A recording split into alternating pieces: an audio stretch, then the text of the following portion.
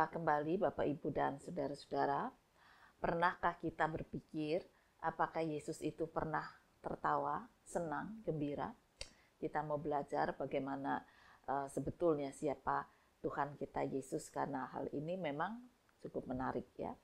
Bacaan firman Tuhan dari surat Filipi pasal 4 ayat 7 sampai 9. Mari kita akan bersama-sama berdoa. Tuhan Yesus, Engkau adalah Juru Selamat kami yang penuh dengan cinta kasih dan kekuatan kuasa untuk menopang hidup kami. Membawa kami dalam sukacita kebangkitan Kristus. Dalam segala perkara, biarlah kami tetap bersukacita bersama Engkau dan di dalam Engkau. Supaya kami tahu bahwa Engkau pun adalah sumber sukacita. Oleh karena itu, berfirmanlah pada kami, supaya kami semakin teguh di dalam iman. Kuasai kami semua dengan roh kehidupan Kristus. Berkati hamba-Mu supaya dia dilayakkan memberitakan kebenaran firman. Inilah doa kami dalam nama Tuhan Yesus Kristus. Amin. Damai sejahtera Allah yang melampaui segala akal akan memelihara hati dan pikiranmu dalam Kristus Yesus. Jadi akhirnya, saudara-saudara, semua yang benar, semua yang mulia, semua yang adil, semua yang suci, semua yang manis, semua yang sedap didengar, semua yang disebut kebajikan dan patut dipuji, pikirkanlah semuanya itu. Dan apa yang telah kamu pelajari, dan apa yang telah kamu terima, dan apa yang telah kamu dengar, dan apa yang telah kamu lihat padaku, lakukanlah itu.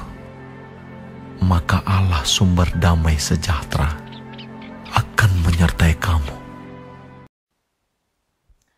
Bapak, Ibu, dan saudara-saudara, memang pernah seorang anak sekolah minggu itu bertanya begini, Bu, apakah Tuhan Yesus itu serem ya?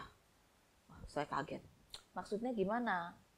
Gini, kalau dalam Injil itu dikatakan Yesus pernah marah. Oh iya betul. Yesus pernah sedih. Yesus pernah menangis. Iya betul. Tetapi kok nggak pernah ada dikatakan Yesus pernah tertawa. Yesus senang. Yesus gembira. Nah pertanyaannya, apakah memang Yesus itu serem?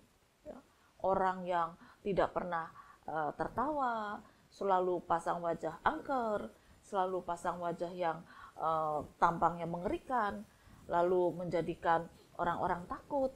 Nah, Bapak, Ibu, dan saudara-saudara, memang tidak pernah ditulis di dalam kitab Injil bahwa Yesus itu pernah tertawa. Tetapi di dalam kesaksian Injil dikatakan, dimanapun Yesus berada, dia selalu didatangi orang banyak. Dan mereka sungguh-sungguh mendengarkan suara Yesus. Ketika Yesus berfirman, ketika Yesus menyampaikan kebenaran tentang Allah Bapa, maka banyak orang dikatakan hatinya mengalami sukacita, mengalami roh yang dibangkitkan, roh yang dihidupkan. Mereka gandrung sekali pada Yesus. Mereka merindukan bagaimana Yesus tetap menjadi pemimpin mereka. Bahkan ketika dikatakan ada orang dewasa yang mengusir anak-anak, dengan lembut Yesus menggendong anak, lalu menegur sikap orang dewasa yang tidak mengasihi anak. Nah, seorang anak saja mau digendong oleh Yesus. Berarti tampang Yesus itu tidak serem ya. Wajahnya itu bukan wajah yang menakutkan. Pasti ketika Yesus menggendong anak itu dia senyum. Kalau dia cemberut, dia marah, tampangnya menakutkan, matanya melotot, anaknya lari ya. Tetapi walaupun dia menegur orang dewasa, namun ketika dia menggendong anak, anak itu merasa nyaman. Anak itu merasa damai bersama dengan Yesus. Jadi bukan karena anak itu jiwanya merasakan inilah kedamaian yang sesungguhnya, inilah kehidupan yang sesungguhnya, inilah sukacita yang sesungguhnya. Tapi dia juga melihat bagaimana faktanya, dengan lembut, dengan kasih, Yesus menggendong dirinya. Nah, dari fakta-fakta itu kita tahu bahwa memang Yesus tidak bertampang seram, ya, tidak melotot, tidak menakutkan, tetapi Yesus adalah sumber sukacita, sumber keramahan, bukan kemarahan. Ini harus kita perhatikan, ya. Dan dengan demikian kita menjadi tahu bahwa sekalipun tidak pernah ditulis apakah Yesus itu pernah tertawa, tapi kita tahu bahwa dia adalah seorang yang sangat ramah. Bahkan ramahnya itu bukan saja kepada sedikit orang, tetapi kepada seluruh dunia. Keramahannya pun dinampakkan di tengah penderitaan, di atas kayu salib. Dia masih tetap berdoa meminta pengampunan supaya orang-orang jahat itu diampuni. Nah, kalau hatinya penuh marah, penuh dengan keculasan, dengki, iri, dia tidak akan berdoa demikian. Tapi justru keramahan itulah yang diwujudkan di tengah kesakitannya. Tetapi jiwanya, hatinya penuh keramahan dinampakkan. Nah, Bapak, Ibu, dan saudara-saudara, dengan demikian mari kita juga melanjutkan kehidupan. Bukannya berarti kita tidak boleh tertawa, justru mari kita lebih banyak menyapa seseorang itu dengan keramahan, dengan sukacita. Berjumpa dengan siapapun, kita akan menyapa mereka dengan sukacita. Jangan sampai ada orang yang kalau lihat kita itu lari, takut, serem, benci, marah, buang muka karena sikap hidup kita, karena wajah kita yang tidak ramah, karena wajah kita yang tidak baik, karena perkataan kita yang ketus, karena perkataan kita yang penuh sindiran, karena sikap hidup kita yang mungkin tidak disukai orang banyak. Pernah kita jumpa dengan orang seperti itu? Oh, banyak. Ya. Kadang kita lihat mungkin di toko, di mal, di pasar, orangnya cantik tapi serem gitu ya. Dan memang tidak jarang orang itu berbicara dengan nada perintah, meskipun dia belinya tidak banyak, tapi nawarin jerijiswai gitu ya, sampai orang-orang di situ tidak suka, walaupun dibelanjani, tapi mereka katakan lebih baik tidak dibeli oleh orang itu. Orangnya nengke, tidak menyenangkan. Sudah nawarnya begitu rupa, belinya tidak banyak, lalu wajahnya sih ayu tapi serem, ngomongnya aja menyakitkan hati. Ya. Nah, Bapak, Ibu, dan saudara-saudara, jangan kita meniru sikap orang seperti itu.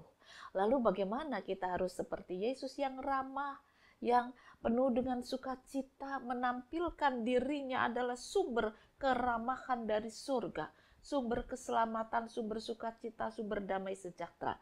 Maka firman Tuhan mengajarkan, ya, bahwa Yesus itu adalah damai sejahtera Allah yang melampaui segala akal, akan memelihara hati dan pikiranmu dalam Kristus Yesus. Jadi kalau ada damai sejahtera Kristus yang melampaui akal, artinya kadang-kadang mungkin kita ingin marah, tapi kemudian kita ingat, kita tidak boleh gampang marah. Karena kita ini adalah orang yang bersumber pada sukacita dan damai sejahtera. Maka kemudian kita tidak jadi marah. Dan persoalan itu bisa kita selesaikan dalam damai sejahtera. Itu kadang-kadang kalau kita pikir, kok bisa ya aku begitu? Nah, itulah yang dikatakan. Maka damai sejahtera Allah yang melampaui akal pikiran kita.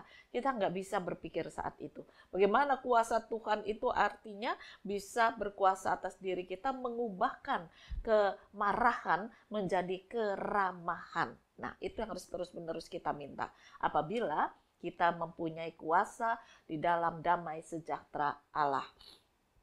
Lalu, jadi akhirnya saudara-saudara, semua yang benar, yang mulia, yang adil, yang suci, yang manis, yang sedap didengar, semua yang disebut kebajikan dan patut dipuji, pikirkan. Bagaimana kita selalu bersikap ramah? Ya seperti Yesus. Ya. Dia selalu memikirkan yang baik, yang adil, yang penuh sejahtera, yang manis, yang sedap didengar, yang adil, yang benar, yang mulia. Itu yang ada di dalam kehidupan Yesus, pikiran Yesus. Oleh karena itu, dia disukai banyak orang. Ya. Dimanapun Yesus berada, banyak orang segera datang. Mungkin dikatakan iya, karena cari mujizat-mujizat. Lah mujizat pun kalau dilakukan dalam kemarahan pasti orang nggak mau. Tapi justru mereka datang karena mendengar. Yesus itu berbicara dengan baik dan menggugah jiwa, menghibur, menguatkan, memandang orang dengan penuh cinta kasih, memandang orang penuh dengan belas kasih, sehingga orang itu rasanya dekat sekali dengan Yesus. Ya. Apakah ada yang benci? Oh ada, pasti ya. Kita juga baca dalam Injil bahwa setiap kali ada kerumunan orang banyak, Yesus didengarkan oleh orang banyak, maka pasti ada ahli Taurat yang tidak suka, ahli agama yang tidak suka. Tapi itu cuma bagian kecil, ya bukan bagian besar.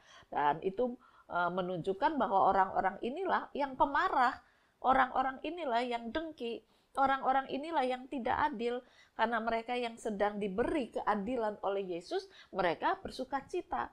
Tapi orang yang terusik keadilan dirinya karena mereka serakah, mereka marah, ya, mereka kecewa. Mereka tidak suka pada Yesus. Nah, oleh karena itu sekarang kita belajar bagaimana segala yang manis, yang sedap didengar, itu menjadi pikiran dan perhatian kita, menjadi pola hidup kita.